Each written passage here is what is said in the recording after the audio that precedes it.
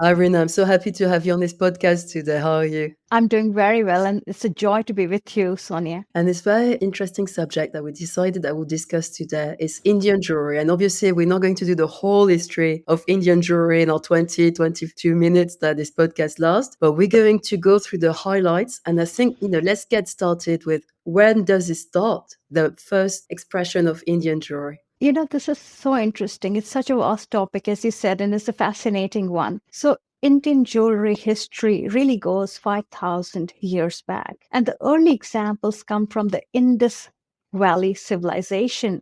And I feel that Indian jewelry studded with so many amazing, great examples that show the technical as well as deeply embedded symbolism of Indian jewelry. There are a couple of examples that I would love to share. The first one comes from the first century BC, the Satvahana dynasty of Andhra Pradesh. And there are these pair of earrings that we must admire. They are elephant and lion earrings. And these are the early advancement in goldsmithing. So they are stellar examples of granulation, filigree, wire work, and stamping.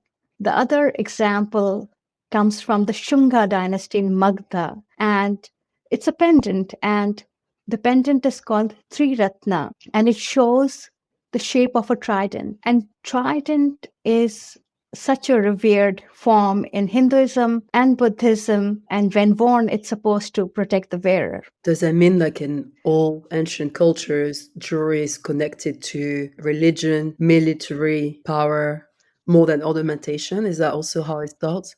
Absolutely. I think if we look at humanity and we can see it across the globe as well as in India, that what are the motivations? Why do we wear jewelry? I think it's fascinating.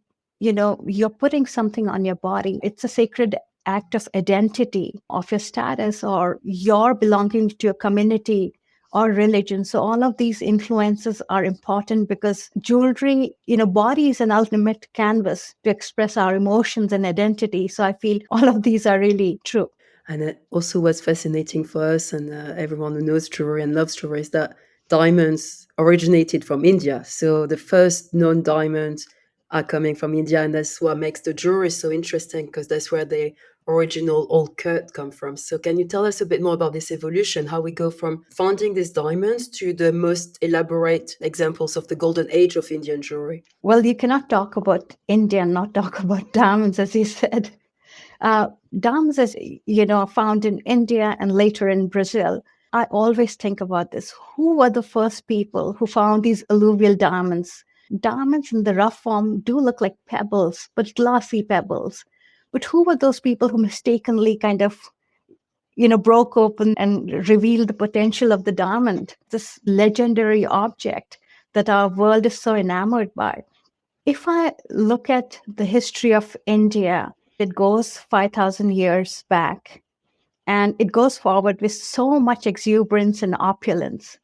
And if you look at the Indian jewelry history, it's been golden through and through.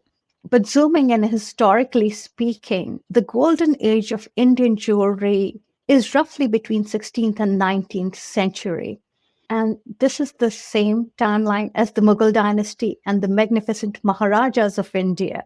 A fascinating time because during this golden period, jewelry, craftsmanship, goldsmithing techniques are on their high. They've really developed. Designs, often symbolic, they're overflowing with life and romance, religious iconography, and motifs. But you also see diamonds from Golconda mine are dazzling. There's a riot of color, literally, in the gemstones and enamels. And we do see that, in fact, in the techniques that are used in this time period. So you'll have techniques such as kundan, meenakari, enamel, engraving, inlay, stamping, granulation, repousse, chasing, filigree, or beadwork. The list is so long. And can you tell us a bit more? Because obviously India was on the Silk Road, a larger trading route. So there was a lot of Yeah. exchanges of craftsmanship and materials and different things happening that facilitated this expansion of trades there.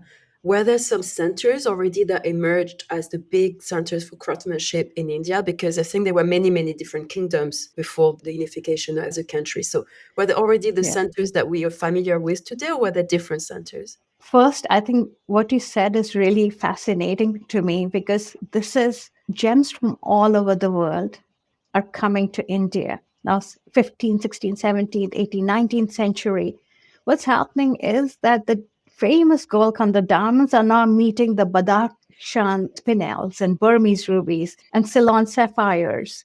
And as well as they're meeting the pearls from Persian Gulf and the Gulf of Mannar, that's like greatly valued. So there's this kind of connectivity that's already happening. And as you said, there are various kingdoms. Now, India is such a diverse country that different regions had their own techniques. For example, the northern India and the Mughal dynasty is also a great example because that's almost a culmination of Hinduism, Buddhism, Persian art and the Mughal art, and it's combined. So there is Meena work, there's Kundan foil where the gems are set. And then if you go to down south, you have the kingdom of Mysore or the southern kingdoms like even the Nizam of Hyderabad. And there is incredible goldsmithing techniques. The repose and chasing are really finely worked. The figures of gods and goddesses are imbued in design with the flora and the fauna of the region. And if you go towards the west, you'll see love for pearl like you haven't seen. So I think there are different centers, and at the same time, they all are connected. So if the Maharaja of Patiala is wearing a necklace with 7 strands of pearls, would the Maharaja of Mysore not? So there is this kind of trade happening at the same time. Is it trade or competition? Keeping up with the Maharaja. It could be a competition too, right? Yes. And I was wondering, where can we see this jewelry? Because a lot of the stones were taken out, were remounted. The Maharajas Yeah. themselves, they brought in the 20th century, they brought a lot of the beautiful, ancient, historic jewelry. They brought it to actually Paris to be reset by Cartier sometimes or by other maisons. We saw it in Chaumet. So where can people see the original Indian jewelry of this golden age, Rina? And I know you know all the museums of the world. Tell us. Absolutely. I've been to all museums too. So the surviving examples of historic Indian jewelry can be seen in museums and personal collections around the world. Metropolitan Museum of Art, your British Museum, National Museum in India, or the Royal Collection Trust, the British monarchy holds that. And then there are other collections as well, like the Khalili collection or the Al Thani collection. And what's fascinating is that the Al Thani collection has such amazing examples of historic Indian jewelry. And some of these pieces came up at a Christie's auction called the Maharajas and Mughal Magnificence in 2019. And it went on to achieve $109 million, the highest ever auction of Indian jewelry. So they're spread out around the world. And India is also fascinating because there's this whole idea of recycling. So a lot of old pieces have been recycled, broken down, or lost to history. So that's why I think it's even more important that museums are like guardians. But I should also add that when we talk about the golden age of Indian jewelry, I think it's still very much on. And jewelry in India is such an unbroken link, passed from generation to generation. So many folks still own these old historic pieces. So in a way, it's like a living museum in Indian households. I love this. A few weeks ago, I think you'll appreciate, I asked a friend of mine who's an Indian designer and I asked him, who's the best Indian designer of all time? Just wanted to have a bit of a background. He said, my ancestors, my great, great, great grandfathers who did this beautiful jewelry, they are the best craftsmen and best designers of all time. So I thought that was really nice that you mentioned this line and this legacy and this transmission that is still going on. That's why India is such a big market for jewelry. I think there's a love affair that's so passionate. It just keeps going on and on. And Reena, now we talked about the few museums and collections where people can see Indian historic jewelry. And I was wondering, where are the biggest diamonds or the most exciting jewelry pieces from India? Something that has a story. I know you love stories. So are there some examples that you'd like to share with us? So the examples are innumerous, Sonia. It's like a treasure chest. But let me kind of pull out some gems for you. Examples that I would love to share. And first up is the Kohinoor diamond. It's the world's most famous diamond. It's a Golconda diamond. It's a type 2B super deep diamond. And what's fascinating is that it has taken billions of years to form and also has a 750-year human history. So there's no other diamond in the world, in our human history, that is more widely traveled, famous or controversial, but all at once. And Kohinoor was held by the Mughal emperors, the Persian Shahs, the Amirs of Afghanistan, Maharaja of Patiala, and later it ended up in the British Crown Jewel in 1849. And I had this privilege of painting the Kohinoor diamond. And this is something I always dreamt of interpreting because there are not many images of Kohinoor.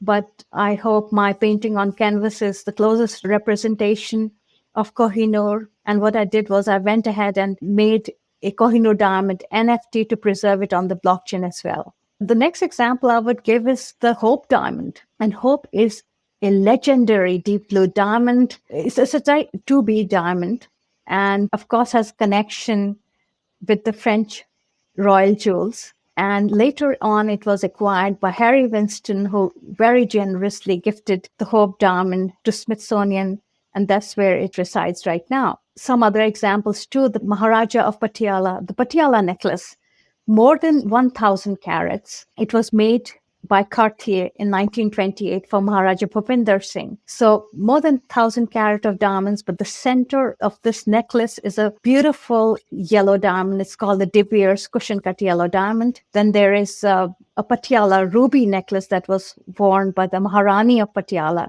So strings of luscious rubies are in there. Nizam of Hyderabad has a really huge collection of diamonds. He's a lover of diamonds. So one of his necklaces, the Nizam of Hyderabad's Golconda diamond necklace, it has triangular triangular shaped table cut diamonds and various assorted diamonds too. And that came up at the Christie's sale as well, did very, very well. Two examples I would like to add here are the two royal spinels, actually. One royal spinel is 200 plus carats. It's also called Bala's ruby. It's a giant bead, actually, like a Baroque spinel bead, most probably from Badakhshan.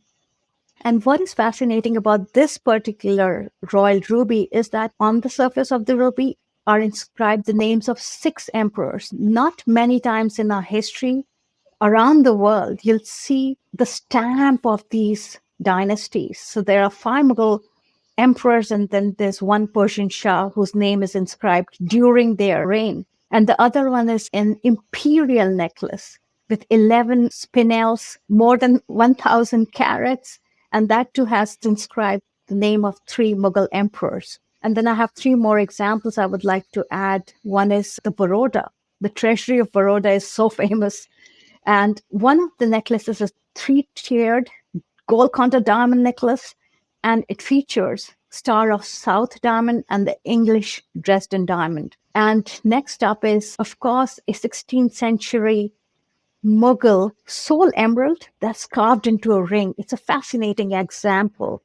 And last but not the least is a gem of an object. It's the wine cup of the Emperor Shah Jahan, entirely carved of jade. And Reena, now you've painted the most controversial or most famous diamonds of all time, made it into an NFT. And how has the rich history of Indian jewelry influenced your own art? Because your artist, obviously, you're a diamond painter, a jewelry artist as well. You make jewelry, but diamonds are a big, big part of what you do and you represent. So, how has Indian jewelry and history got into your art? Wow, I mean, it's a deep question. And I think the influence has been profound, to say the least. I think Indian jewelry is like a silent language, I mean, every piece does communicate stories so effortlessly, and people just get it. From how I see it, symbolism has been the cornerstone of Indian jewelry. So, where the concepts of repetition or rotation is important. Like we see it in the repetition of the mantras, or the rotation of Buddhist prayer wheel spreading goodwill, or repeating arches in the architecture, or multiplying motifs in textiles or jewelry.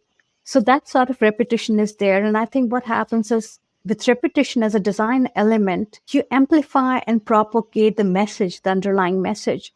So these are some of the influences I grew up absorbing, and somehow they are embedded in my design and art. I also really like the Indian concept of center and rotation. You can see that very much in my jewelry collection. One of the collection is the spinning diamonds inner brilliance collection. And when you look at Indian jewelry, there are these symmetrical radiating designs, but a clear marked center.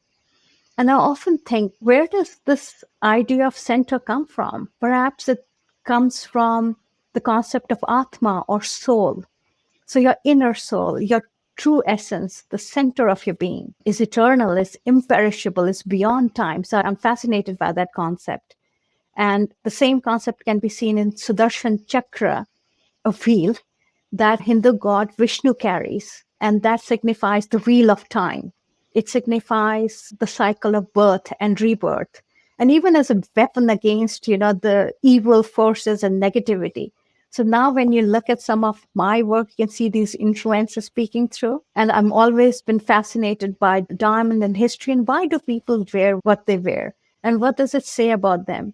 And I always feel that gemstones, like whether it's in my jewelry or in my paintings, I love the characteristics that are so human, the celebratory feeling of it. We all are like diamonds. We are full of potential. We are shining spirits with so much inner brilliance. And I want to kind of pick that as well in my work. But at the same time, I feel as an artist, my creative soul and influences are global as well. And what I mean by that is that they come from the home of my ancestors, India. They come from the home where I live in Canada, but they also come from, the home of humanity. That's our globe. So I think it's just the mix of these things that I feel makes my work kind of unique and nuanced and richer. But it's always about carrying profound meaning and symbolism in all my creations, whether it's jewelry, it's paintings on canvas, sculpture, or digital artwork. Sometimes these influences are visible and other times they're kind of hidden and layered, but they're always there, like an imprint. Thanks for sharing that with that, Reena. I wanted to actually, we could close on the latest artworks that you revealed that are celebrating really Indian history and jewelry, and you wanted them to be preserved in this double portrait.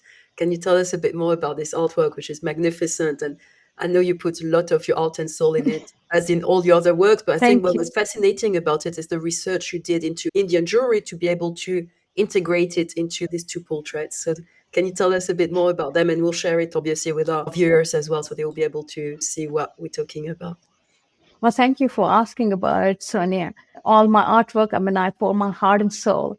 But this idea of preserving history has been with me from the longest time when I was just starting off as in the field of jewelry. And since then, I've been doing the historical research. So I'm a professor of jewelry as well. So this is something I'm fascinated with. So it's not only Indian jewelry, it could be Chinese. I just kind of take it all in. So at some point, I knew that in Indian jewelry, things have been recycled. They are lost in time. And I wanted to kind of put all this together and return it to their rightful owners. So I made the paintings of the Maharaja, that is king, and the Maharani, that's queen of Mysore. So it's the kingdom of Mysore. It has rich, long history. And so I did this research 20 years. I've been into it. I kind of sat down and what did I want to say through that? So I think one was that I wanted to keep a historic record, preserve the history of India in one portraiture. So the whole portrait, if you see, has a diamond-clad body of Maharaja and Maharani. It's a Golconda diamond, of course.